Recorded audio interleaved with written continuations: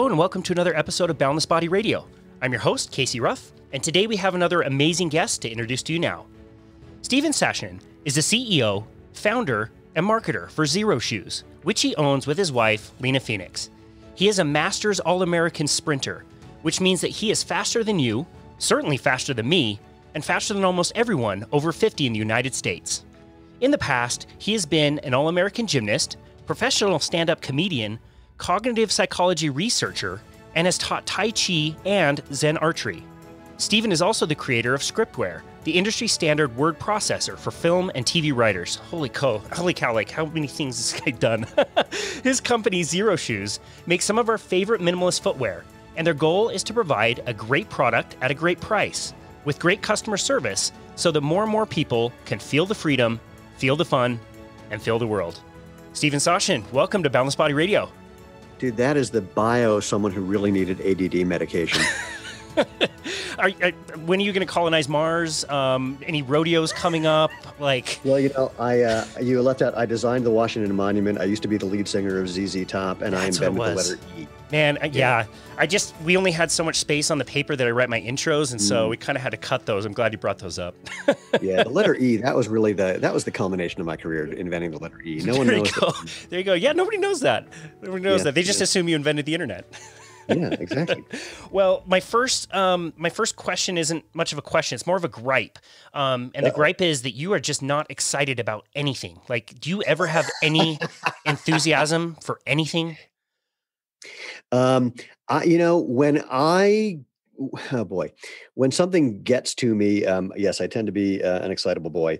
And so what gets to me is that footwear companies for the last 50 years have been lying to people's faces, knowingly doing so, and hurting them with things that they claim will help them. And I find that morally repugnant, and happily I am trying to do something about that by making footwear that's actually good for you instead of footwear that says it's good for you, but is actually bad for you. I love it. You are in the right place, brother. We love talking about feet and foot structure and, foot coffins and all that crap. So you are in the right place. Before we launch into that, we are recording on March 24th. On March 22nd, there was a shooting where you are. I know, you mentioned to me before we started recording, you don't get out too much, but man, our hearts go out to you in Boulder. It's crazy. Thankfully, we're all okay, the Xero team. One of the people on our team lives right across the street from where that happened. And his girlfriend was in the parking lot, and the police had to, hold her just to ask questions, try to get information. We have a friend of a friend who there's a video that people have seen as someone pulling up in front of a body on the ground, getting out, checking the body, finding out it was non-responsive, and then hearing active shooter and jumping in the car and taking off. And so we're a couple of degrees of separation, but it's still completely wacky and incomprehensible. There we go. That's an English word. Wow. And again, just in a place where, Boulder, Colorado, like that is the last spot on the planet. I would expect something like that to happen. Yeah. You would expect someone to walk into a grocery store and throw patchouli over everybody, but not absolutely rain down a hail of bullets. Yeah. It really is odd. Wow. Well, the last time I was in Boulder, it was something like a Tuesday afternoon, and I was like, what race is going, there's a triathlon going on right now. Like, what race is going on? Like, a pack of 10 bikes, bunch of people running, more bikes, more running, and no, it's just a normal Tuesday afternoon in Boulder. Very active community. Yeah. My favorite story about that, one of my friends is a woman named Lorraine Muller, who's a former world champion marathoner, was, I think, a bronze medalist in the Atlanta Olympics. And she tells the story of showing up for one of the turkey trot races because, frankly, she needed the turkey. And they line up the Olympians at the front of the race. And so right before the race starts, she looks to her left and her right, and there's like 5 other Olympians, and they're all there for the turkey. I love that. Yeah. It's priceless. I tell a story. I tell the story about how what got me into running barefoot was a friend of mine who's a world champion cross country runner. But saying that is like saying, my neighbor, because you could throw a rock and hit a gold medalist of some sort, and if you threw in pretty much any direction. I mean, in fact, the people that I train with, I'm the only one that doesn't have a world championship title. That's amazing. That's amazing. Like, think about that. I'm faster than them, but it doesn't help me. Wow. Well, it's crazy. It's a really special place and definitely a lot of very, very, very fit people. You mentioned kind of getting started. Like, tell us a little bit about your story and your background and how you got into running. Well, when a mommy loves a daddy very much, they get together. The very beginning. Don't want to go back that far. So I got back into sprinting 13 years ago when I was 45, and after about a 30-year break, and I was getting injured pretty much constantly. And after a couple of years of this, that cross-country world champion friend of mine suggested that I run barefoot to see what I learned. And the short version is what I learned is that I had a form problem that was hidden by my shoes and obvious when I was in bare feet. And because basically running wrong in bare feet hurts and running right feels good. I mean, this is an abbreviated version of the story. So that first barefoot run was just well, first of all, it's so transfixing. I mean, I'm a sprinter. I run the 100 meters. I don't take turns around the track. They're very confusing to me. So I think I'd maybe run a mile of my own volition prior to that and did not enjoy one step of it. But this barefoot run, I was so fascinated by the experience, and I was just curious. I changed my gait in every way I could think of. I started overstriding, understriding, landing on different parts of my feet, changing my cadence without my speed, changing my speed without changing my cadence. I mean, anything I could think of. And at the end, there's a woman who had a GPS watch on. I said, "How far was that?" She goes, "That's a little over 5K." It's like, what? So I just had and I could have kept going. I was just so fascinated. Well, that natural movement experience is what I wanted to keep all the time because it was obviously so powerful for me. Because basically what happened once I got out of regular shoes, my injuries went away. I became faster. That's when I became a Masters All-American for the first time. And I just wanted to be as close to barefoot as I could. And I started making sandals based on this design that's like the first sandal that anyone's ever dug up, or the oldest sandal anyone's ever dug up. And I made them for myself and for my wife and for friends, and they told two friends and they told two friends. And then this guy named Michael Sandler said, "I'm writing a book called Barefoot Running. I got a contract. If you treated this sandal making hobby like a business and had a website, I'd put you in the book." So I rush home. I pitch this incredible opportunity to my wife, who assures me I'm a complete idiot and it's a waste of time and I shouldn't do it. And I'm a good husband, so I agreed with her. And I'm a typical husband. So after she went to bed, I built a website. And then it just took off. And here we are 11 and a half years later, where we started as a just funky do-it-yourself sandal making kit company. And now we have a complete line of casual and performance shoes, sandals, and boots that people use for everything from taking a walk to running 100-mile ultramarathons and beyond. That's such a cool story. I'm so glad you told it. I've heard that story before, and I just absolutely love it. A lot of people would say that getting used to being barefoot takes a lot of time, and you can really hurt yourself, harm yourself doing that. What do you think about that? Bullshit. Sorry. Here's the deal. It will take as much time as it takes, no more, no less. And that's different for every person because we're all, unique little snowflakes. And so some of us there's a phenomenon called de-differentiation, which your brain has certain chunks of your brain are used for certain things. And if you don't use those things correctly, those chunks of your brain kind of blend together. So like if you taped your first two fingers together, after a while, your brain would just think that you only had one finger there. And the brain map for those two different fingers would de-differentiate and act like one finger. And then you take off the tape and it'll take you a while till you can start moving your fingers independently again. Well, it's a similar thing with your foot. If you haven't been using it, letting it feel the ground, letting it bend and flex and move, it'll take a little bit of time for your brain to go, oh, you want to use those things now? Okay. All right. Hold on. Give me a sec. So for some people, they literally can't feel anything really with their feet because they've been so stuck in foot coffins. Some people have decent feeling skills, but their proprioceptive skills are a little off. So they're the people who will tell me that they don't overstride and heel strike while we're looking at video of them overstriding and heel striking. Wow. And then there's a third group who they just need some cues to shorten the learning process.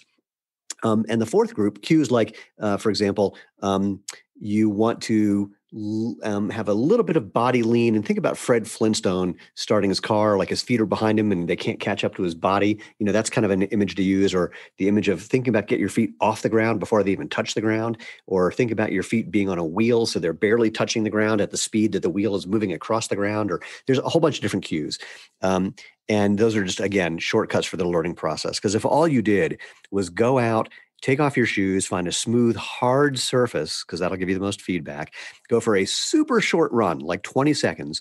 And if it doesn't feel good, do something different until you're having fun. If you just did that, you'd eventually figure out everything you need to know, because again, doing it wrong hurts, doing it right feels good. And if you just experiment, you'd get there. But these are some shortcuts. There's a fourth group of people, they're naturals. And it just takes them, no time. They figure it out really quickly. The problem they have is they're having so much fun that they get tired. They do too much too soon, and they revert to one of those previous levels without knowing it. Now, the getting hurt thing typically only happens if people, A, do too much too soon, B, have some ideas about what they're supposed to do that are misunderstood. Like, I'm supposed to land on my forefoot, which is pretty much true, except that many people I've seen, well, not many, some people I've seen will still overstride. So their foot's about to land way in front of their body, and it would normally land on the heel if they were in a higher heeled shoe, but then they just point their toes and land on the ball of their foot. Well, that's stress fracture city, because you're now putting the brakes on by landing with your foot in front of your body and landing on your metatarsals, on those little bones in your feet, which is not what you're supposed to do. You're supposed to land with on your midfoot or forefoot, because you're putting your foot underneath your body when you land, and you're using your muscles, ligaments, and tendons as the natural springs and shock absorbers they're supposed to be to protect your joints. So misinformation can do it. There's things like the biggest problem that people sometimes have is calf or Achilles soreness, and that is optional as well, because that just comes from doing too much. Either you're pointing your toes and landing with your foot in front of you, so you're decelerating by doing like the going down part of a calf raise, so the opposite of a calf raise. So you're putting your calf under eccentric load, which is a quick way to get sore. Or many people have the idea that you're supposed to toe off. Like when you take your foot off the ground, you're supposed to basically do the upside of a toe raise. You're supposed to flick your toes, basically, which is overusing your calf as well. Neither of those are true. If you learn to relax a little more and use your hips a little more, like the image I give is, if you step on a bee, you don't push further to get your foot off the bee, because that'll drive the stinger into your foot. You lift your foot off the bee by flexing your hip. If you think about lifting your foot off the ground by flexing your hip rather than pushing off the ground, then you're not using your calf as much. And so, calf pain, calf soreness, Achilles soreness, all also totally optional. And the thing about injuries is that let's just say it's a massively overblown idea that shoe companies and people who are attached to wearing shoes have made up. Because honestly, here's the kicker. A, there is no information, there's no good science to prove either way that running barefoot will lead to more or less injuries. There's some, not great studies that suggest that it will lead to fewer. But what there is are two things. One, actual research showing that if you just walk in a pair of minimalist shoes like Xero Shoes, although the study was not done with our shoes, but like our shoes, if you just walk in shoes like ours, you build foot muscle strength as if you were just as much as if you did an actual foot strengthening exercise program. That's a good sign. There's research that shows if you put arch support in the shoes of healthy athletes, they lose up to 70% of the muscle mass, 17% of the muscle mass in their feet in as little as 12 weeks. That's not good.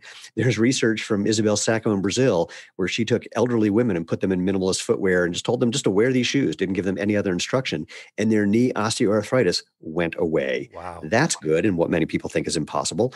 So, and contrarily, there's research from big shoe companies. Nike's about to put out a study that they announced a year ago, but they didn't publish the research, that was about a new shoe, the React Infinity Run, and how they compared it to their best-selling high-heeled padded motion control shoe, the Zoom Structure 22, I believe. And the new React Infinity had a 50% lower injury rate than the Zoom Structure, which sounds good when you say it that way. But then you look at the data, and you see that during a 12-week study, over 30% of the people in the Structure got injured, and only 15% got injured in the React. 50%.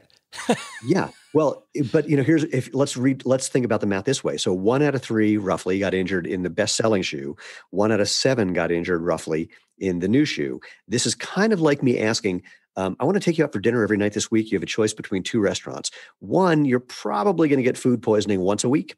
The other, you're going to probably get it twice a week. Which do you want to go to? We talk about absolute versus relative risk all the time on the show. That does not surprise me at all. No, no, not at all. And, and to the risk thing, I mean, I've been going basically barefoot or in Xero shoes, and I spend most of my time barefoot, admittedly, for now 13 years. I've had two injuries as a result. The same injury. I stubbed my toe on something when I wasn't paying attention. Wow. Oh, well. Wow. Dude, it required a Band-Aid for a day. Wow. Yeah, so we've had Danny Dreyer on the show. He wrote Chi Running. What you're describing as far as running form sounds very much like what he, totally, which is great. We love it. And I believe it was with him that we talked about, like, if you break a bone, you go to the doctor and they give you a cast, but that doesn't mean you have the cast for the rest of your life. The point is to let it heal and then take the cast off so you can get strong again. And you throw feet into orthotics or these shoes that are shaped this certain way. What the hell do you think is going to happen to your feet? Yeah. Yeah. And that's the other thing. When people say, it's going to take a while to transition, I go, well, yeah, it may, but then you got strong, healthy feet for the rest of your life, probably, instead of feet that get progressively weaker and can't balance and lead to things like what happened to my dad 6 or 7 years ago. I can't even remember now, where he had, bad balance, tripped, fell down, broke his hip and died 2 weeks later. Wow. And I'm not making claims that by wearing Xero shoes, your balance will improve and you will never die. But clearly, there's all these nerve endings in the soles of your feet for a reason. It's to give your brain info about what's happening with your feet so it knows how to effectively and enjoyably move the rest of your body. If you don't give it that info, you're screwed. It's like trying to text while wearing mittens. That just doesn't work. Right. Wow. My favorite story from his book, Chi Running, was when he went in to go buy a pair of running shoes, and he was living in San Francisco, and the lady was Chinese, and he walks in and she looks at his shoes and she goes, "I don't know why you Westerners wear those shoes. They just make your feet stupid." It's so interesting. The big shoe companies are trying to make serious inroads into China right now. And when we go into China and we talk to footwear resellers, we say, so look, you guys, the importance of foot health. In China, in Hong Kong, in most of Southeast Asia, you can't go 100 yards without finding a foot reflexology or foot massage or foot washing, which is actually massage, place. And so, why are you listening to these big Western companies who are telling you that what you've been doing for thousands of years is wrong? And they go, yeah, but with a Chinese accent. Wow. So crazy. Why don't we dig into that? What is the history? Like, where did we go wrong with all of this? I don't think a lot of people ever consider, where we kind of started down the path of wearing these shoes. If people only knew. So let's tell them. So this is a story that, again, has not gotten a lot of publicity, but those of us who are in the know in this world all know it. There was, back in the day, when Nike was just getting started, they were sharing a building with some, I think, sports podiatrists, but they may have been orthopedic podiatrists. Suffice it, a podiatrist of some sort.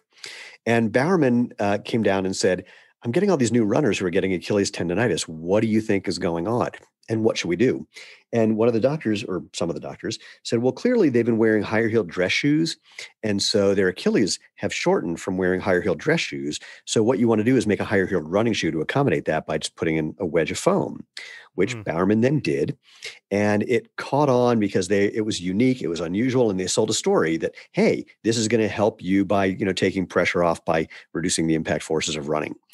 And the footwear industry is just a bunch of copycats. If something starts to sell, everyone starts to do it because they're afraid they're never going to sell another one of their shoes again. We saw that happen when the barefoot boom started to boom back in 2009, 2010, where the running shoe companies first started saying, don't run barefoot. You're going to step on hypodermic needles and get Ebola, and your kids won't get into college, and your mortgage rate's going to go up, and other forms of nonsense.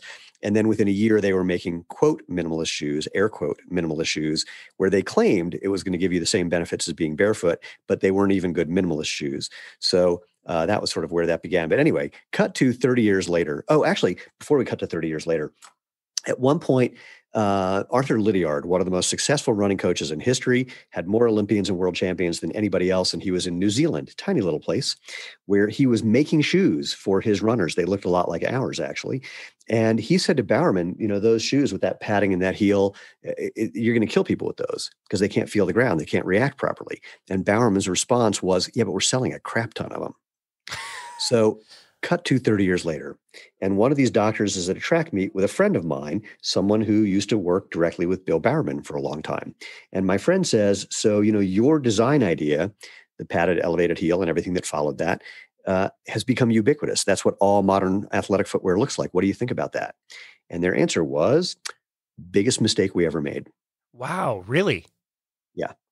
We made it up. We were making nothing but prosthetics. So when you came in saying, when Bowerman said, yeah, I've got this problem, we saw it as a prosthetic needing solution or a prosthetic needing problem. And so we just said, well, you need to make a prosthetic basically. But we had no evidence for this Achilles shortening thing or that elevating the heel was going to be good or bad. We just made it up. Wow. Now, no one knows that.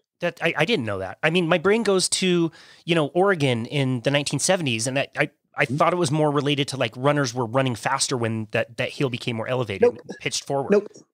Nope. Complete nonsense. Wow. Here's the thing about runners running faster. There's lots of things that make runners run faster. It's almost never the shoes. In fact, it's never the shoes. And the proof of that, it was about a week ago. Some African runner, I wish I don't have his name in front of me. He ran in the new Vaporflies and was disqualified from a race. And he set a personal best and was disqualified from the race because that race, they had said that shoe was not legal. They still haven't said why, but regardless. So then he didn't have anything to wear for the next race. So he ran barefoot and set a personal best better than the one he just did in those magic shoes. Wow. So, but here's the kicker. He actually said in the interview, I think those shoes do make you run faster. It's like, but dude, you just proved to yourself that you ran faster in bare feet. So, the idea that shoes are the thing is so ingrained in our brain after 50 years of running shoe companies telling you that even after a single person proves to himself that is not true, he still believes it. I mean, this is what human brains do. They can't wrap their brain around reality sometimes. People forget, Bibi Bikila ran a world champion or Olympic marathon and won in bare feet. Ron Hill won a 10K in Mexico City in bare feet. Zola Budd won, I think she ran the 10K or 5K in bare feet. It's, not rocket science. And Phil Maffetone, who's a very well-known long-distance running coach, he wrote a book called 159 about what he thinks it's going to take for a runner to run a marathon in under 2 hours without perfect conditions and tons of help and possibly other stimulants and, things to help with his biochemistry. And he says it's going to be someone who's an accomplished barefoot runner, just because that little bit of extra weight in your footwear makes a difference. And I think that he's probably right. Just the challenge is finding an accomplished barefoot runner who hasn't gotten a boatload of money from big shoe companies to be wearing their shoes to give that a whirl. Right. Wow. I'm thinking of the unofficial marathon that was run, 2 years ago. And didn't the shoe have some like carbon in it, like a carbon plate? Yeah, but it's bullshit. But right. Here's the thing. Yeah, it had a carbon plate, but so what? Lots of shoes have carbon plates. See, here's where things get really annoying to me again. It's people misrepresenting information. I don't like it when companies lie to their customers in order to have them become customers. So yeah, there's a carbon plate in that shoe, mostly because if they just made the foam as thick as they wanted to make it without the carbon plate in the middle, the foam would essentially collapse because it's just not stable enough. So they put in a carbon plate in large part to stabilize the foam. Now, there are quote unquote, I'm using air quotes a lot in this conversation. There's a quote unquote footwear experts, one of whom said, well, that carbon plate is acting like a lever. No, a lever, if you understand physics, think diving board. There's one end that's fixed, and then there's a fulcrum that that allows the thing to bend and flex at a certain speed. And then there's the free end. That's a lever. There's no lever in a shoe. Someone said it's a spring. No, it's not a spring. And even if it is a spring, who cares? Because springs suck energy. They don't give you more energy back than what you put in. Some people say, well, the foam is amazing. Well, foam breaks down the moment you start wearing it. And foam, like anything that has any elastic property, and elastic doesn't mean that it stretches. It means that when you deform it, it tries to return back to its original shape. All foam sucks energy. There's no such thing as energy return. There's how much energy suck there is. And foam is basically tuned to a particular weight and speed. So how fast you run and how high you bounce and how much you weigh. Those are the things that impact that. And if you're not that right weight and speed, then who cares? Some people say, oh, that shoe acted like the Harvard track, which is the Harvard indoor track is basically a trampoline. Now, trampolines also tuned to a particular weight and speed. If you look at the research on how they built that track, they made it, the way they say it is, we want the spring of the track to be slightly stiffer than the spring of the athlete. which means if you're an 800-meter runner who is about 130 pounds and runs a sub-2 800, you're going to set a personal best on that track. But if you weigh 250, you're going to set a personal worst on that track. And so anyway, there's all this stuff that's built into that Nike shoe that no one has come up with an answer for why anyone's running faster. There's two theories that I ascribe to. One is placebo effect. You tell someone it's going to make you run faster, and human beings will often do a little more, push a little harder, et cetera. And the other is my friend Jeffrey Gray from a company called Helix. They do footwear research. He thinks that because the shoe is so light, it's not making the runner's cadence any slower. So they're getting the same steps per minute. And because it's so high, it's like running at the same cadence in stilts. So your stride length may be increased by a small amount. So if you're running with the same stride frequency and a 1 inch longer stride length because of the height of the shoe, right, that could make you run faster. Wow. But here's the thing people forget.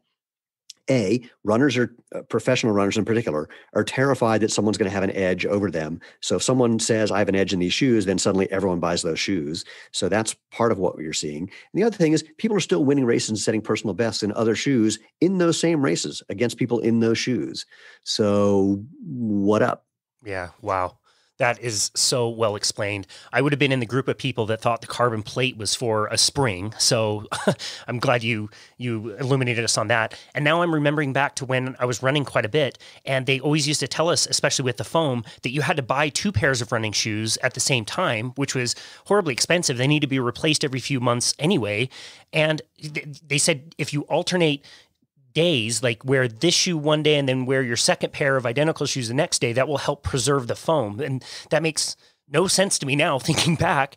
And no wonder I was like rolling my ankle all the time. I was overstriding. I was, heel breaking, like of course. Well, if you land with your foot in front of your body and you land on your heel is a ball joint. So it rolls. I mean, there's nothing to stabilize it. So then they try to build in stability control into the shoes. But when you land, if you're a 150-pound runner, you hit the ground with 400 to 600 pounds of force. And there's no amount of foam or flared sole that is going to be able to handle that for, more than a couple of runs, frankly. And so this whole idea of, buy 2 pairs of shoes because you want to let the foam relax for an extra day in between. I don't know that anyone has proven that actually increased the longevity of 2 pairs of shoes rather than just buying one, wearing it out and buying another. But what we do is we just don't have that foam that breaks down. So we don't have that issue, which is why our shoes have a 5,000 mile sole warranty. Also, because we designed the rubber to be more durable. When we first designed the rubber, we told the manufacturer the qualities we wanted, and they said, but that's not how they make outsoles for shoes. We went, yeah, no joke. That's why we want to do it that way. So, here's the thing, and this is what also kills me. The research on that Nike shoe came from the University of Colorado, from a guy named Roger Crom, where he showed that many people had a 4% improvement in their VO2 max, how well they're utilizing the oxygen they're uptaking while wearing that shoe. He eventually conceded 2 things. He didn't know why, and that the improvement in VO2 max does not correlate to an improvement in performance necessarily. Because if it did, then people would just line up at the beginning of a race, we'd test their VO2 max and hand out medals. So, but Nike, what they did is they took his 4% improvement in VO2 max and said, this makes you 4% faster. And everyone now believes that shoe makes you 4% faster, despite the fact that if you look at Kipchoge, who did the sub-2-hour marathon, he didn't run 4% faster. He ran 4.58 seconds per mile faster than his other previous world championship marathon in a normal race, versus his perfect race where he's running on a flat, basically straight, people pacing him. And I'm not saying he was on any drugs. I don't know, but we don't know because they wouldn't let him get blood tested. Wow. I didn't know that. Yeah. And eventually Kipchoge came out not too long ago and was kind of, whining about it. I don't mean that in a negative way, actually. Just, he was complaining. He was saying, everyone's saying it's about the shoes. It was my legs. I ran the race. Wow. And that did not get a lot of attention. Wow. Nike did not publicize that article. Crazy. Crazy. It's almost as if there's like companies out there that want you to buy products and sell you solutions to problems that never actually existed. It's so weird. That is exactly correct. So at the American College of Sports Medicine a couple of years ago, I was on a panel discussion about footwear, and Harvard's Dr. Irene Davis asked the last question, I believe, and I'm paraphrasing, but the gist was, Look, in the 60s, we were running in super thin-soled running shoes. We were playing basketball in Chuck Taylors. We weren't seeing the number of injuries, the kind of injuries, or the severity of injuries that we've been seeing since the advent of modern athletic shoes. So what problem were you guys, she was directing this to guys from Brooks and Adidas, what problem were you guys trying to solve and why didn't it work? Wow. And they had no answer. Wow. They had no answer. That's crazy. That's crazy. And all the while, I mean, we've interviewed Dr. Mark Cucuzzella. He's the author of Run for Your Life. And I believe it was his quote where he said, if you don't make your shoes look like your feet are going to look like your shoes. And with the work that we do, we see it all the time. Yeah. I did 2 videos. One's shit barefoot runners say, and the other is shit runners say 2 barefoot runners. And in the latter, one of the jokes and lines that I have is, if we weren't supposed to make shoes, how come God made our feet in the shape of shoes? I love that. Wow. What kind of long-term damage can people do running in a more conventional shoe? Well, again, the research on this is, let's just say there's not, oh boy, how do I want to put it? Other than the fact that when shoe companies do research, they have higher injury rates than you would think makes any sense. We can't say that running in shoes specifically causes some specific injury for all people. That doesn't work. What we can say is things like this. If you want to induce knee osteoarthritis in an animal, you put the animal in something where it can't move, and you basically straighten its leg and just keep hitting its heel so that it's putting force into the knee, and that creates arthritis. Well, when you run in regular shoes where you tend to land with your foot out in front of your body with your knee pretty straight, you're doing the same basic thing, which is the theory of why in Isabel Sacco's research with the elderly women in minimalist shoes, their knee osteoarthritis went away, is they stopped putting those forces in through their joints. Similarly, again, the research showing that if you put orthotics in healthy people's shoes, their feet get weaker. And so there are lots of things that are really obvious if you just think about them for a split second, but there isn't a specific study that says running in this shoe will cause this injury. Now, there is a different study that's, I think, more interesting. So you walk into most running shoe stores and they will do something to assess your foot shape or how your foot moves, whether you pronate or supinate or, all manner of things that they're not actually qualified to diagnose typically. And then they will refer you to a particular shoe. You need a neutral shoe, you need a motion control shoe, you need a stability shoe based on whatever measuring system they learned from a shoe company. Well, the Army decided to put this to a test. So don't quote me on the numbers because I'm sure I'm getting them wrong, but the point of it will be accurate. So they took roughly 900 people, split them into 2 groups, and split each of those 2 groups into 3 groups. And the first group of 450, they were assigned to the shoe that the diagnostic told them they should be wearing: motion control, stability, neutral, etc. The other group, they just got random shoes. So what the hell? And guess what the difference in injury rate was between the 2? Oh no. Guess. I mean, I would expect that it would be a big difference between the 2, but I think I know where you're going with this. 0. Wow. So the recommendation of, here's the shoe that matches you had no benefit whatsoever. Now that research came out a number of years ago. Why are they still using that diagnostic when you go into a shoe store? And the answer is because it sells shoes, Yep. Because people like to think that they're individual little snowflakes. And the shoe companies, actually at this American College of Sports Medicine panel that I mentioned, both the guys from Brooks and Adidas said that their goal is to make shoes for each individual. They analyze you in some way, and then they make a shoe special for you. And everyone's like, ooh, because I'm special. But aside from the fact that it doesn't matter because the materials that they're going to use are going to break down anyway, there's just I said to them, I asked, where's the evidence that improves performance and reduces injury? No answer. Wow. So it's catering to what people believe intuitively that isn't true. Like you're a unique little snowflake and you need a different shoe for everything you're going to do. So, I mean, the guy from Brooks, he practically said, we want to make different shoes for you. So one that you wear when you walk into the bathroom and one that you wear to leave the bathroom because now you weigh less. And, Adidas was doing this whole thing with custom made 3D molded or 3D printed midsoles. No evidence that it's any different than any other cushion midsole. It's just made differently. And so it's the catering to the I'm a unique little snowflake thing is so odd, because when it comes to effective, healthy running, there are common factors. There's more there's more that we do that's alike than things that we do that are idiosyncratic and unique. Wow. Well, I thought this whole podcasting thing was going to make me millions of dollars. I thought I was going to get rich. And then we lost soda companies as a potential sponsor. We lost Mazola corn oil as potential sponsor. We've lost Keto Slim Fast crap. And now we no more Brooks, no more Nike. Like, this is just not going well. Big mistake. Well, I can say some horrible things about other companies that you want to lose. Just tell me who they are. I'll let you know. Yeah, just give me a list. I'll figure something.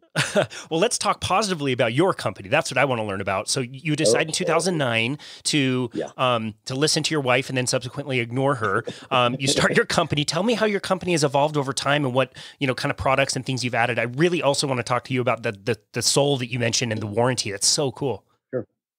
Well, the gist of it is that we just kept listening to our customers, and we were crazy lucky. I mean, more times than I care to count. The first bit of luck being that somehow my current wife, and I say that as if it's a short-term thing, my wife of the last 17 years and our relationship of 21 or 22, for some reason is with me. I am mystified by that on a daily basis.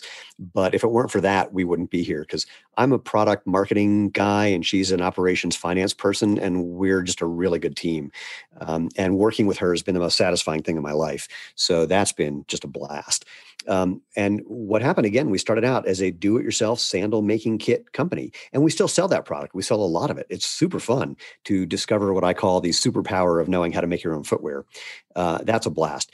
And then people would say, well, that's cool, but I don't want to make my own. And then we figured out a way to do a ready-to-wear version of that same sandal. And they say, that's cool, but I don't want some like a string between my toes, even though it's not like a flip-flop where you have a thong that you have to jam into your foot and it's uncomfortable. The lacing system holds all the way around your foot, so the pressure's not in between your toes. But okay, so we made a sandal that was called a sport sandal style. The webbing goes over your foot.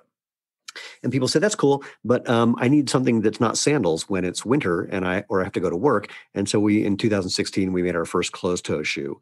And they'd say, that's okay, but now and so it's literally been 90% of what we developed has been from customers telling us, I love what you're doing, and now I need something else for the following use case. And then the other 10% is us being smart and thinking of things they hadn't said to us yet.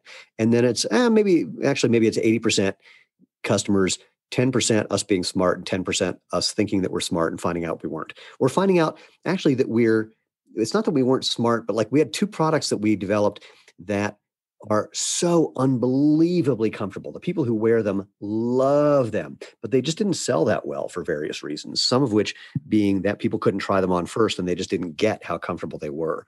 So we've evolved from this funky little company running out of the corner of a spare bedroom to 51 people, 52 people. Wow. With, again, a whole line of casual shoes, performance shoes, casual boots, performance boots, casual sandals, performance sandals, and that people use for, everything you can think of. And one of the big lucky factors was 8 years ago, I think about 8 years ago, we met this guy named Dennis Driscoll. Dennis had been a footwear designer for 35, 40 years before we met him.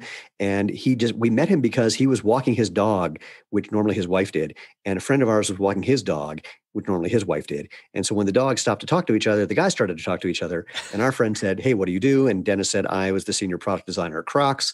And then I worked at Wilson and Converse and DKNY and a number of other places. And our friend said, oh, my friend Stephen and Lena have a shoe company, which again, at that time, we had a do-it-yourself sandal kit company.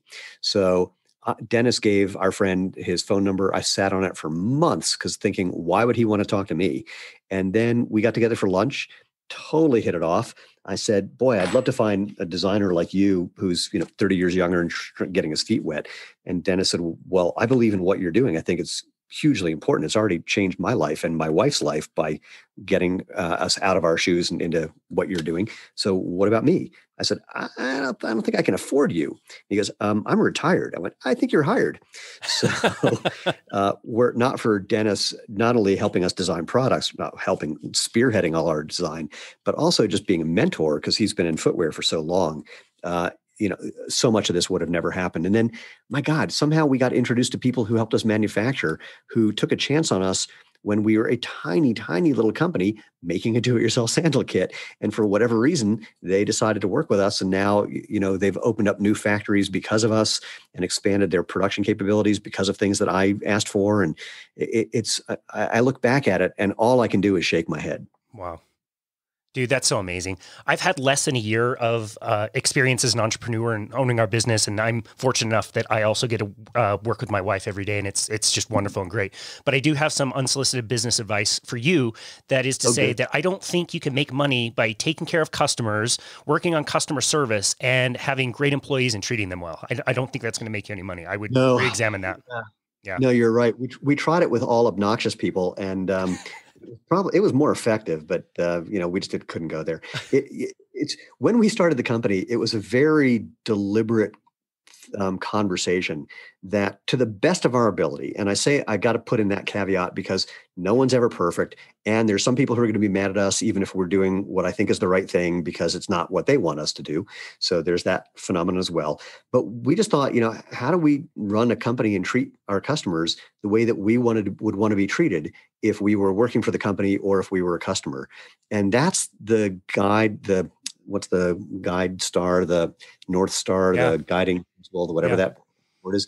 That's what we talk about all the time. And again, we're not perfect at it, and it's evolving on a daily basis. There's some things people want us to do that we just can't afford to do. There's some things people want us to do that are just impractical. There's some things people ask for that would put us out of business overnight. And so, my favorite thing to say, some people get upset because we make our products in Asia.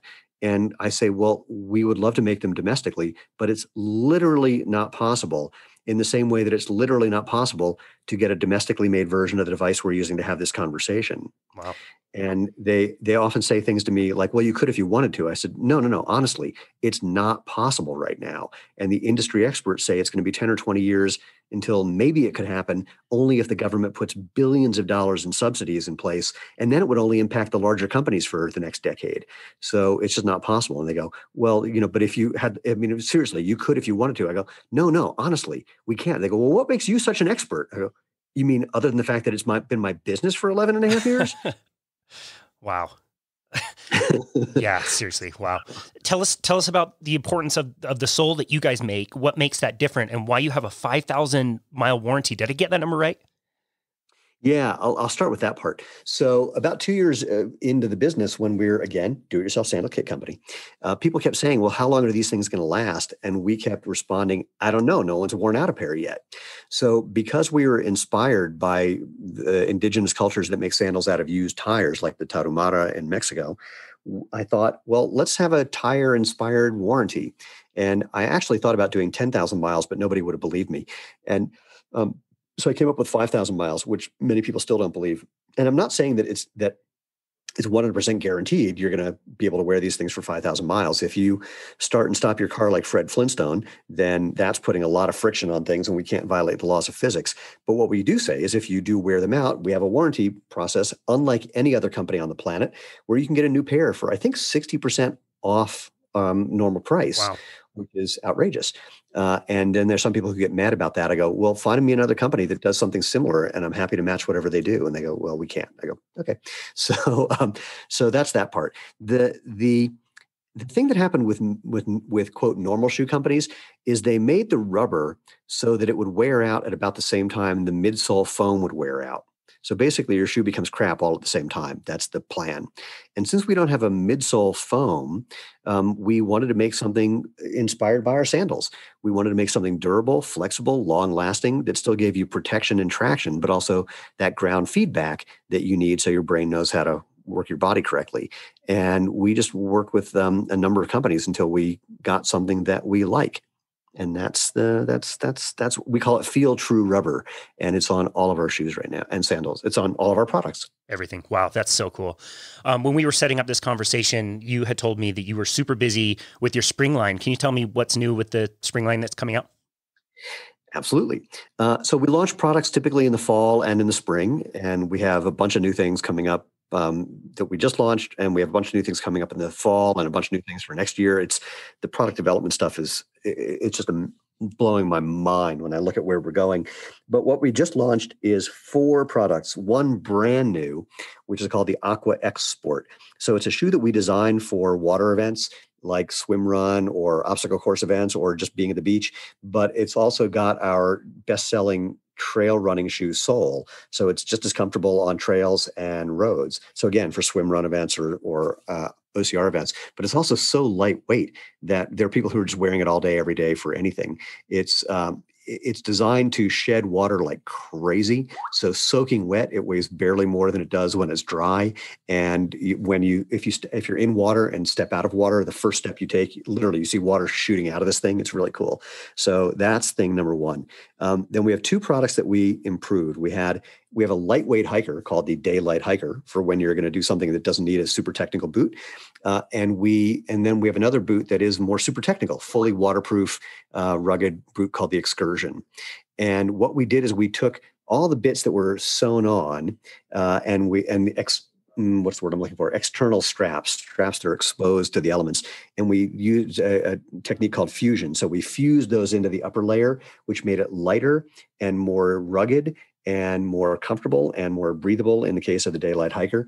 And so we have the fusion versions of the Daylight Hiker and the Excursion. And then we had a shoe for women, a Mary Jane style shoe called the Cassie that sold really well, but then we ran out of it and we took the feedback that we got and improved it and made it with hemp canvas on the outside and this super silky smooth lining on the inside. So it's a more eco-friendly design and a prettier design and lighter and more comfortable and softer. And so that's now back and better than ever. And all these shoes that I mentioned are all vegan friendly as well. That's great. Wow. So cool. The water shoe sounds perfect for my backpacking, my annual backpacking trip where I have to be at camp and in and out of water and things like that. That would be a perfect shoe for that. I look forward to that. They're super cool. That's awesome. Well, I don't know how you have time for any of this, but you're also doing a podcast, which I love, which has the best name of any podcast. Can you tell me a little bit about that? The podcast is called The Movement because we're creating a movement that is all the people involved in natural movement about natural movement.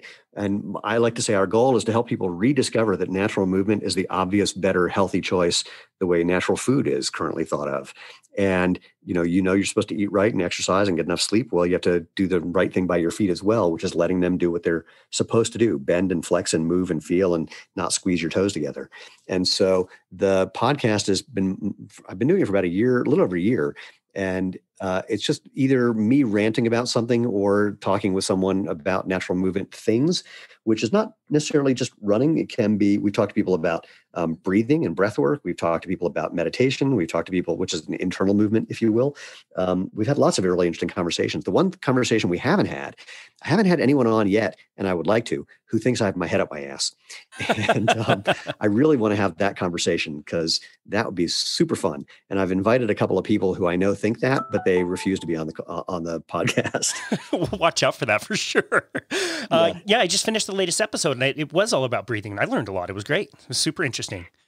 Yeah, it's breathing is a compelling one because there's lots of different ideas about it and people who are experimenting with things. Like there's a thing that many people don't know about. It's called the Valsalva maneuver, which is basically that you're going to take a deep breath in and kind of contract your abs as if you're trying to push the air out, but you don't let it out. So you're engaging your entire core, your transverse abdominis, your rectus abdominis, just basically everything around the center of your body.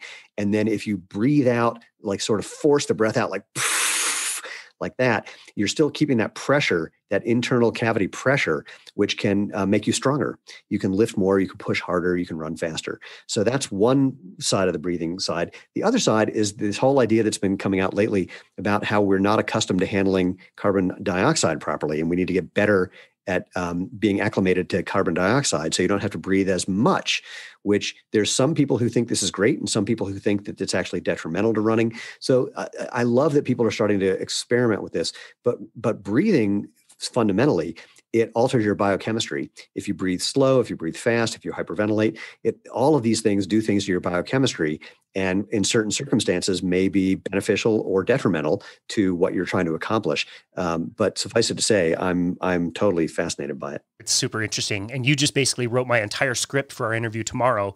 I appreciate that. We're interviewing James Nestor. He's the author of Breath. Super fascinating book, all about that kind of stuff. Oh yeah, that book's been sitting on our kitchen table. It's very interesting, and I talked to someone who was talking about breathing and running, and I said, "But I'm a sprinter, so in the 100 meters, I've got 3 breaths, maybe 4 tops. I've got an exhale at the start, and then I inhale somewhere around 25 meters, and then I've got another breath somewhere around 50, and another around 70 or 80, Wow. And so there's no opportunity for any of these things. It's totally aerobic or anaerobic. Sorry. It's not what people think. And I don't know, other than the Valsalva maneuver at the start, I don't know if there's any breathing thing that's really effective for sprinters. Distance runners, whole different story. Oh, here's a simple one that I learned years and years and years ago in a book that I think might've been called Breathing. That was, if you're running or cycling, anything that's repetitive, just make sure that the length of an inhale and exhale is an odd number of steps or pedal cranks, so that you start your inhale with your right foot one time, and then you start your inhale with your left foot the next time. So it's just kind of going back and forth. I don't know if it makes any difference, but it's something I always loved focusing on, especially when I was riding my bike. There's something about it that maybe it's just that it's distracting. Maybe it actually is beneficial, but maybe it is good that you get unbalanced or equally balanced, however you want to think about it. But that's something that I read a long time ago and played with quite a bit. Interesting. Wow. That's super good to know. Yeah. I think, I spent years and years and years of my career as a personal trainer measuring people's breath and their metabolism. And you've mentioned VO2 max. We would do those tests. And I just find it endlessly interesting to find out, all the information that the breath can contain about, the fuel sources we're burning and how much energy we're using. It's just super endlessly fascinating to me. So let's see. Before we let you go, we have to ask you what you do to get unstuck. I don't have to do anything other than be committed to not being stuck. So when something happens where, actually, I don't do stuck very much. That's not my thing. But what happens instead is, I like to say one of the secrets to business is hopefully being smart enough to know how to put out the fires that started overnight, despite the fact that nothing changed since yesterday. And so what happens when some unexpected thing occurs, which only happens multiple times every day, depending on the severity of it, the how big of a deal it is. My normal MO is that I kind of bitch and moan and run around and scream and yell for some amount of time, and then I just get to solving the problem. And so sometimes I can go straight to solving the problem. Sometimes it's, a big bitching and yelling. Sometimes I've been through it enough times that I no longer bitch and yell and just go straight to solving the problem. But look, I got stuff to get done, so I don't have the luxury of stuck. It's just not possible. Gotcha. I heard about the Unstuck Dance that you do with your wife. From time to time. Oh yeah, there's that. Well, that's not so much the Unstuck Dance as, well, yeah, it kind of is. So, people think of stuck in a couple different ways. One of them is just like, hey, things are not moving the way I want them to move. Some of it is just like, at the end of the day, your brain is tired, or you're just in a particular mind state that you just can't seem to get out of. It's not about being productive or blah, blah, blah, but you can just tell, things are not moving in your mind and body. And the Unstuck Dance, we basically hug each other lightly and then bounce around like our entire body is a bobblehead doll. And it's completely ridiculous and goofy. And every now and then we have smacked our faces into each other accidentally. And but it's just like, just shake it out and just do it in the goofiest way possible. It's something that I do something similar to that when I teach people how to run barefoot. I go, think about like little kids when their head is still too big for their body. And what makes them move is that they lean forward or backward or sideways just enough that their head leads them off balance. And then they have to catch up to their giant heads. Do that. So we go into a park and I go, like, close your eyes if you have to. It doesn't matter. No one's going to care what you're doing. They're going to think it's funny. They're going to want to do what you do, get over the embarrassment, but just let your head lead and don't let your feet catch up, and let your arms flail, and just do these goofy things to get out of habitual movement patterns. That's really what the Unstuck Dance is all about, is just, get out of habitual movement patterns. If you're used to putting your pants on left leg first, get used to trying to do it with your right leg first. I no longer know which way is the way I used to cross my arms. I do them both equally often. And I put on my pants both ways. And, I always look for where there's a pattern and try to find a way to do something different. Wow. That's great advice. I love that. So it seems like you managed to have some enthusiasm. I guess you did okay for the conversation. We started the conversation by saying you had none, but you have some. You have a little. Some. Look, we're just trying to change the world. No big deal. No big deal. It's awesome. I feel like you are changing the world, and I can tell you personally, getting into transitioning from the shoes I was wearing before into barefoot shoes has been really life-changing for me. I do feel like my toes spread. I feel like my feet are glomming onto the earth. I can grab the earth. I used to think that uneven surfaces were, like really uncomfortable in minimalist shoes. And now anytime we see like a field of, big rocks, like river rocks or like uneven grass, it's just like, yes, a foot massage time. This is amazing. And so I would really, really, really encourage the listener to, check out your company. You guys make great products. I love my sandals. I love the closed toe shoes that I have. I really highly recommend it. You don't know what you're missing without them. It's like you said earlier, you tape your two fingers, you lose that feeling. And so many people have lost the feeling of their feet, and they should feel like hands grabbing the earth, just like your hands. What is one simple takeaway you'd want the listener to have from this conversation? Boy, I don't try our shoes. Other than that, you just made me think of a line someone said to me. He said, "The earth has a foot fetish. Why don't you help her out?" I love that. That's great. That is great. Oh, man. So where can people go to find your stuff? If you go to xeroshoes.com, and that's xeroshoes.com, although if your computer accidentally autocorrects that to Zero, it'll get to us as well. And then we're at Xero Shoes or /Xero Shoes, wherever you happen to @ or / in social media. That's fantastic. Stephen, Sashen, what a fun conversation, man. I'll tell a lot of my guests this, throw everything out. Let's say you're wrong about everything.